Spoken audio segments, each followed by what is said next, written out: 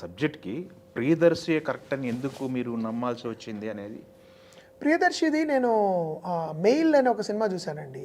ఆహాలో వచ్చింది అది. అది నాకు చాలా నచ్చింది. అంటే అప్పటికి నాకు పెళ్లి చూపులులో అతని పాత్ర, మల్లేశము, తర్వాత మా బలగం ఇంకా రాలేదు అప్పటికి. ఆ! నేను మెయిల్ చూసినప్పుడు నాకు చాలా ఆ సినిమా నాకు భలే ఇష్టం. ఆ సినిమానే ఇష్టం నాకు. ఉదయ్ గుర్రాలా చేశాడు. మెయిల్ అంటే దానికంటే ముందు అంటే ఈ సినిమాలన్నీ హిట్ అవ్వక ముందే అతన్ని మీరు అనుకున్నారు. అది అది డైరెక్ట్ ఓటీటీ ఆహాలో వచ్చింది. It's not theatrical also, Yes, yes. Film also. అది నాకు చాలా చూసినప్పుడు అబ్బా ఇతను చాలా వర్స్టైల్ యాక్టర్ ఇతను. ఇతనితో ఏదైనా చేస్తే బాగుంటుంది అని అనుకోవడం అప్పుడు జరిగింది. తర్వాత బలగం వచ్చింది. దాని తర్వాత సేవ్ ద టైగర్స్ అనే వెబ్ సిరీస్ వచ్చింది. తర్వాత F2 లాంటి సినిమాల్లో కూడా తను సపోర్టింగ్ క్యారెక్టర్స్ చేశాడు. సో రకరకాల పాత్రల్ని అతను చాలా సహజంగా చేయగలడు ఇతను అని నాకు అనిపించినప్పుడు సారంగపండి జాతకం రాసిన తర్వాత ఒక ముగ్గురు నలుగురు అనుకున్నాను నేను వీళ్ళైతే బాగుంటారా అన్నప్పుడు కాదు దర్శి అయితే బాగుంటాడు. బలగం వచ్చింది కరెక్ట్. దర్శి అయితేనే కరెక్ట్గా చేయగలడు.